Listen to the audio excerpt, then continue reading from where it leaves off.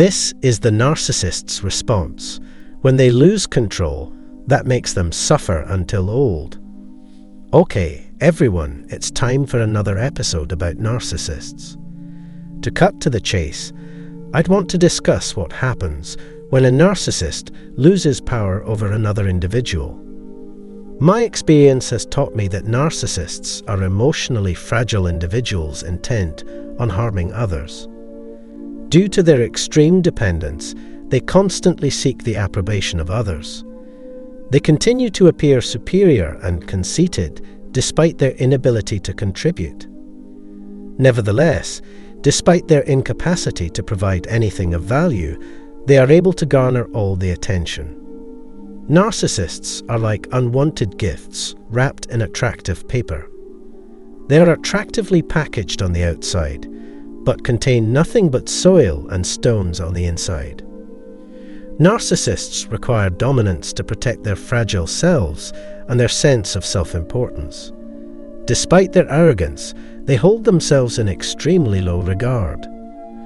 These tactics are used by narcissists to manipulate others into doing what they want by means of gaslighting, guilt, or humiliation.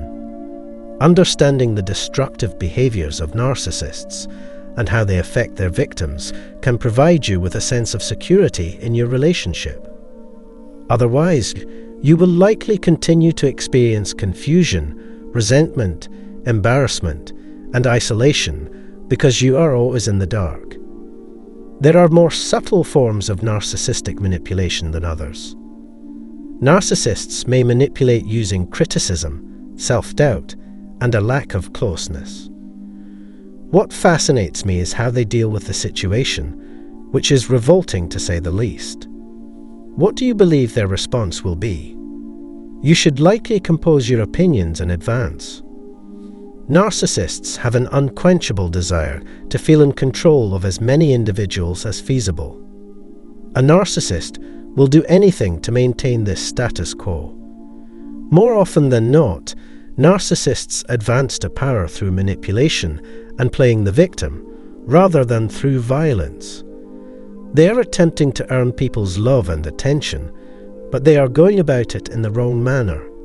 Instead of focusing on themselves, narcissists require constant external stimulation to feel alive. They desire sincere, compassionate concern from you. Your emotional investment in them increases their ability to manipulate your emotions.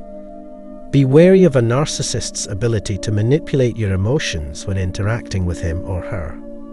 When and who they manipulate your emotions is at their discretion. Thus, they aim not only to exert control over you as an individual, but also to manipulate your interactions with others and your responses to them. They enjoy the chaos and drama that ensues because they are the ones pulling the strings and sowing the seeds of conflict.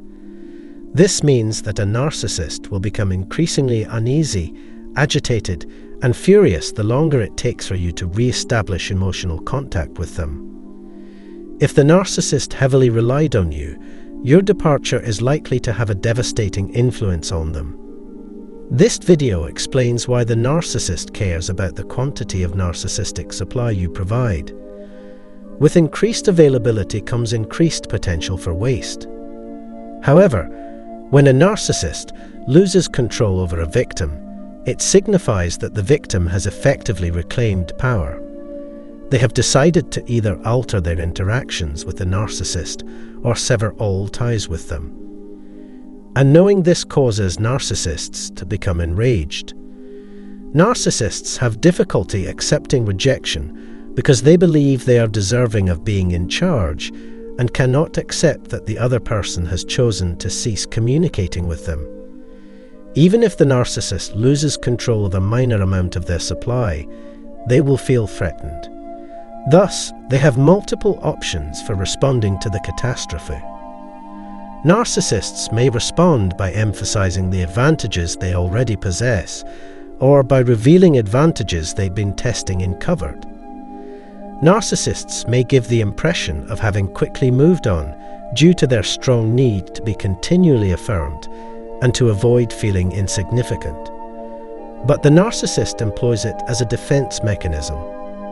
They are attempting not to consider how they contributed to the rejection or how they could have managed the situation more effectively. If the narcissist is unable to maintain control over a person, they may seek similar or identical gratification elsewhere. As a second response, narcissists may make additional attempts to gain you back. This is the point at which they would resort to expressing devotion over you or behaving meekly in your presence. Another strategy is to play the victim in hopes that you will reconsider your decision to sever ties. They desire your comprehension, trust, and love once more. However, the narcissist will make every effort to win you back, only to discard you again in the future.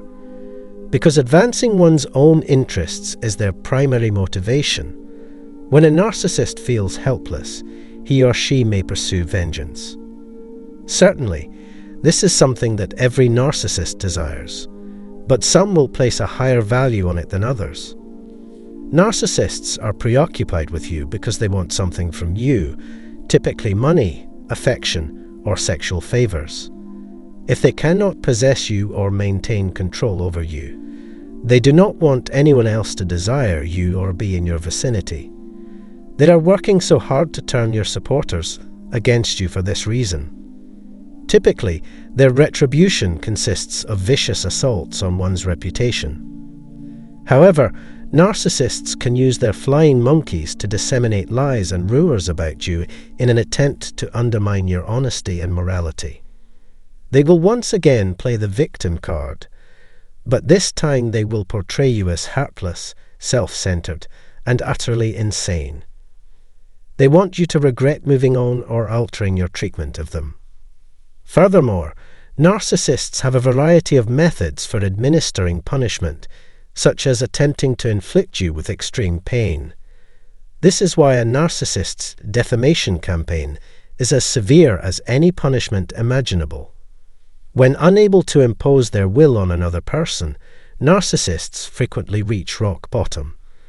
They believe that they have exhausted all possible avenues for obtaining narcissistic supply, and that the quantity and quality of narcissistic supply they have already obtained is the highest and greatest conceivable. However, they must accept the unfortunate fact that they cannot completely control you. Eventually, they succumb to their vices and allow their sadness to govern them, becoming the sad embodiment of everything they were attempting to conceal behind the mask. As a result, some narcissists may exhibit extreme suicidal tendencies. The most extreme response a narcissist could have is to cut off all of their resources. Losing control over another person feels like a gut blow to a narcissist. Therefore, they will make every effort to retrieve it. It's lamentable that some people simply cannot recover.